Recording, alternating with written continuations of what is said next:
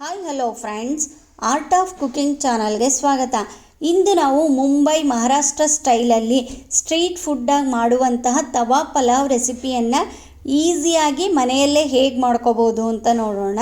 ಇದು ಲಂಚ್ ಬಾಕ್ಸಿಗಾಗಲಿ ಬ್ರೇಕ್ಫಾಸ್ಟಿಗಾಗಲಿ ತುಂಬಾ ಚೆನ್ನಾಗಿ ಆಗುತ್ತೆ. ಇದಕ್ಕೇನು ಯಾವುದೇ ಮಸಾಲೆಯನ್ನು ರುಬ್ಬೋ ಅವಶ್ಯಕತೆ ಇಲ್ಲ. ಮನೆಯಲ್ಲಿ ಪಾವ್ ಭಾಜಿ ಮಸಾಲ ಪೌಡ್ರ್ ಒಂದಿದ್ದರೆ ಸಾಕು. ಅನ್ನ ರೆಡಿ ಮಾಡಿ ಇಟ್ಕೊಂಡ್ರೆ ಇದನ್ನು ಈಸಿಯಾಗಿ ಕೇವಲ ಒಂದು 10 ಇಲ್ಲ 15 ನಿಮಿಷದೊಳಗಡೆಗೆ ಇದನ್ನು ರೆಡಿ ಮಾಡ್ಕೋಬೋದು.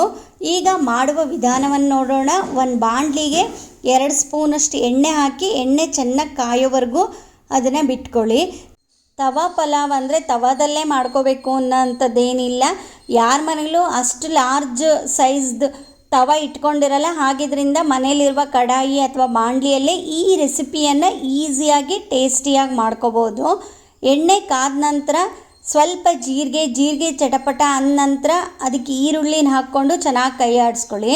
ಇಲ್ಲಿ ಯಾವುದೇ ತರಕಾರಿಗಳು ತುಂಬ ಏನು ಬೇಯೋ ಅವಶ್ಯಕತೆ ಇಲ್ಲ. ಹಾಗಿದ್ರಿಂದ ಈರುಳ್ಳಿನೂ ಸಹ ಸ್ವಲ್ಪ ಕಂದು ಬಣ್ಣಕ್ಕೆ ಬಂದ ನಂತರ ಇದಕ್ಕೆ ಸ್ವಲ್ಪ ಶುಂಠಿ ಬೆಳ್ಳುಳ್ಳಿ ಪೇಸ್ಟನ್ನು ಹಾಕ್ಕೊಂಡು ಟೊಮೆಟೊ 1 ಇಲ್ಲ 2 ಅಷ್ಟೇ ಹಾಕ್ಕೊಳ್ಳಿ. ಹೆಚ್ಚೇನು ಟೊಮೆಟೊ ಹಾಕೋ ಅವಶ್ಯಕತೆ ಇಲ್ಲ.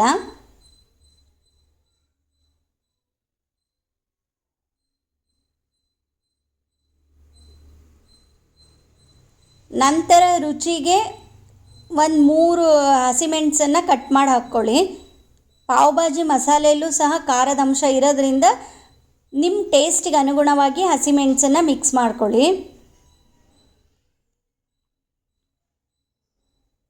ನಂತರ ಹೆಚ್ಚಿಟ್ಕೊಂಡಿರುವ ತರಕಾರಿಗಳು ಬೀನ್ಸು, ಕ್ಯಾರೆಟು, ಆಲೂಗೆಡ್ಡೆ ಇವೆಲ್ಲವನ್ನು ಹಾಕ್ಕೊಳ್ಳಿ. ಇದ್ರ ಜೊತೆಗೆ ಬೇಕಿದ್ರೆ ಬಟಾಣಿ, ಕ್ಯಾಪ್ಸಿಕಮ್ ಸಹ ಯೂಸ್ ಮಾಡ್ಕೋಬೋದು. ನಾನಿಲ್ಲಿ ಬಟಾಣಿ ಕ್ಯಾಪ್ಸಿಕಮ್ನೇ ಯೂಸ್ ಮಾಡಿಲ್ಲ. ಆಲೂಗೆಡ್ಡೆ ಹಾಕೋದ್ರಿಂದ ಮಕ್ಕಳಿಗೆ ತುಂಬಾ ಇಷ್ಟ ಆಗುತ್ತೆ. ನಂತರ ಒಂದು ಚಿಟಿಗೆಯಷ್ಟು ಅರಿಶಿನ ಮತ್ತು ಉಪ್ಪನ್ನು ಸಹ ಮಿಕ್ಸ್ ಮಾಡ್ಕೊಳ್ಳಿ. ಇದಕ್ಕೆ ಯಾವುದೇ ಚಟ್ನಿ ಅಥವಾ ರಾಯ್ತ ಇದು ಯಾವುದು ಬೇಕು ಅನ್ನೋ ಅವಶ್ಯಕತೆ ಇಲ್ಲ. ಹಾಗೆಯೇ ಈ ರೈಸು ತುಂಬಾ ಟೇಸ್ಟಿಯಾಗಿರುತ್ತೆ. ಪಾವ್ ಭಾಜಿ ಮಸಾಲ ಪೌಡ್ರಲ್ಲೂ ಉಪ್ಪಿನಂಶ ಇರುತ್ತೆ. ಹಾಗಿದ್ರಿಂದ ಉಪ್ಪನ್ನು ನೋಡಿ ಹಾಕ್ಕೊಳ್ಳಿ. ಕಡಿಮೆ ಆದರೆ ಆಮೇಲೆ ಮೇಲೆ ಅನ್ನ ಕಲಸುವಾಗ ಸಹ ಸ್ವಲ್ಪ ಹಾಕ್ಕೋಬೋದು. ತರಕಾರಿಗಳನ್ನೇನು ಮೆತ್ತಗಾಗೋಂಗೆ ಬೇಯಿಸ್ಕೊಳ್ಳೋ ಅವಶ್ಯಕತೆ ಇಲ್ಲ. ಸ್ವಲ್ಪ ಮೀಡಿಯಮ್ ಹದದಲ್ಲೇ ಬೇಯಿಸ್ಕೊಂಡ್ರೆ ಟೇಸ್ಟ್ ಚೆನ್ನಾಗಿ ಬರುತ್ತೆ.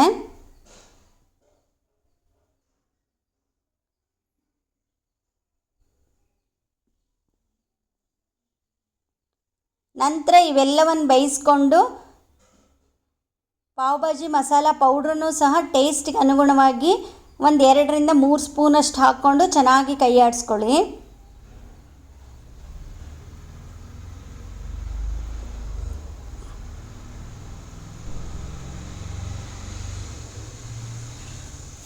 ನಂತರ ಸ್ಟವ್ ಆರಿಸಿ ಕೊತ್ತಂಬರಿ ಸೊಪ್ಪು ಮತ್ತು ನಿಂಬೆ ರಸ ಸಹ ಮಿಕ್ಸ್ ಮಾಡ್ಕೊಳ್ಳಿ. ಈ ರೆಸಿಪಿ ಇಷ್ಟವಾಗಿದ್ದಲ್ಲಿ ಲೈಕ್, ಶೇರ್ ಮತ್ತು ಕಮೆಂಟನ್ನು ಮಾಡಿ. ಹೆಚ್ಚಿನ ರೆಸಿಪಿಗಳಿಗಾಗಿ ನನ್ನ ಚಾನಲ್ಗೆ ಸಬ್ಸ್ಕ್ರೈಬ್ ಆಗಿ.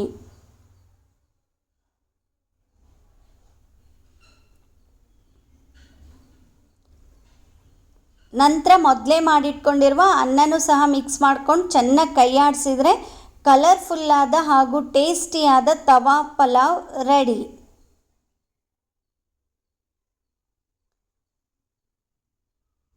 Thank you.